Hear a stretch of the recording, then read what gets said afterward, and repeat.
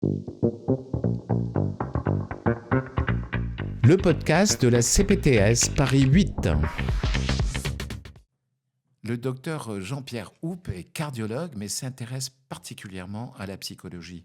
Voyons avec lui le rôle du stress psychosocial chez nos patients. Ce qu'on appelle le stress psychosocial, c'est-à-dire tous les facteurs de risque, à la fois les facteurs psychologiques, les facteurs sociaux, les facteurs socio-économiques, vont influencer le déclenchement de la maladie coronaire, de la maladie cardiovasculaire en général, de multiples façons. Il va y avoir un mode d'action qui va être un mode indirect. Ce mode indirect, c'est en fait une action sur tous les facteurs de risque classiques. C'est-à-dire qu'on va avoir une augmentation du risque et du développement de l'hypertension artérielle. On va avoir une augmentation de la dyslipidémie. On va avoir une déstabilisation du métabolisme du sucre avec non pas le déclenchement d'un diabète, encore que dans le diabète de type 2, on peut se poser la question, mais une déstabilisation des états diabétiques. Les patients vont plus fumer, ça c'est bien connu. Et puis on va avoir également une augmentation de la sédentarité. Les gens sont plus sédentaires, alors qu'on sait à l'heure actuelle que l'activité physique, c'est quelque chose qui est un mode de vie qui va être extrêmement important.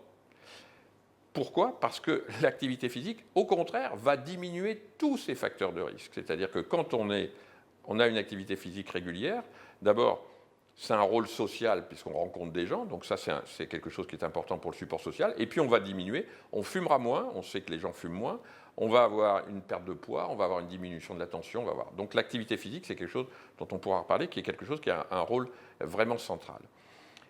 Donc l'augmentation de tous ces facteurs de risque, ça fait dire à un auteur américain qui s'appelle Hammer en 2008 que le stress psychosocial, c'était un méta-risque. Ça augmente tout, ça aggrave tous les facteurs de risque classiques. Alors ça peut nous étonner que ça augmente l'hypertension, ça.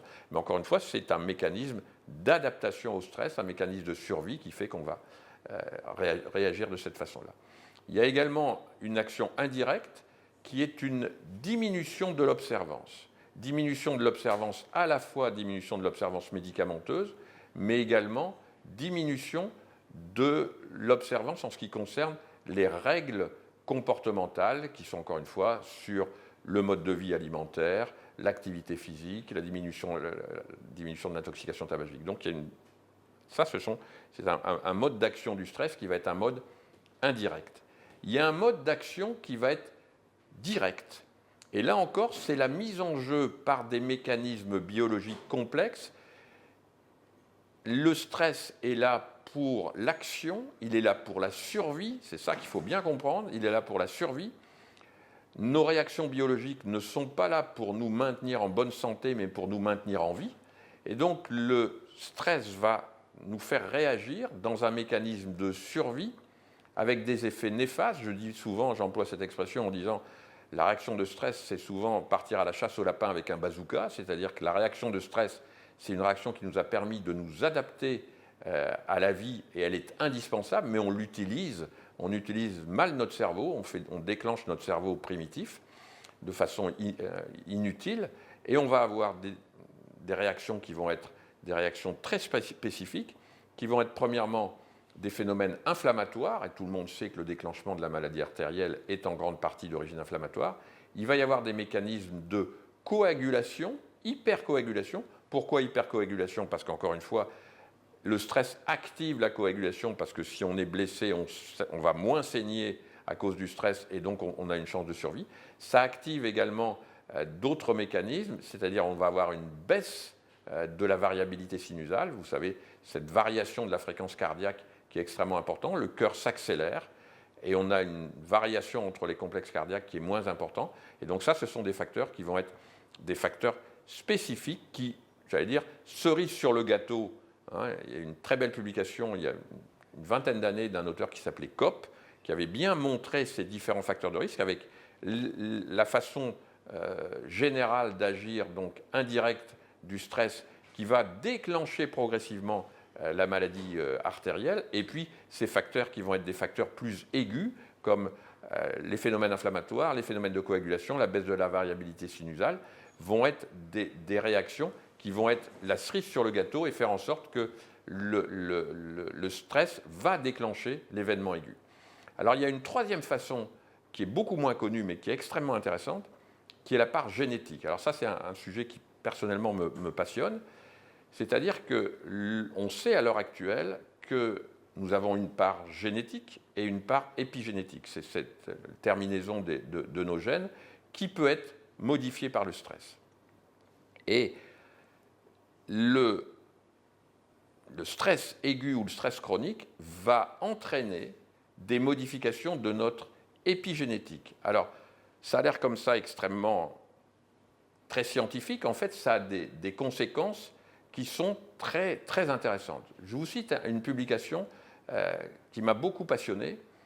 Je vous raconte l'histoire. On est à la fin de la guerre, entre 1944 et 1945, durant l'hiver, et les Alliés ont envahi l'Europe et ils patinent un peu sur le front européen et ils voudraient arriver plus vite en Allemagne, donc ils vont envahir la Hollande. Ils envahissent la Hollande, mais malheureusement, ils sont assez faibles et ils vont être repoussés par les Allemands. La population hollandaise s'est soulevée et finalement, les Allemands revenant, la population hollandaise va être affamée. C'est ce que les Hollandais connaissent sous le terme d'hiver de la faim, l'hiver 44-45. Et il y a eu 60 000 morts durant cette famine. Il y avait des femmes enceintes.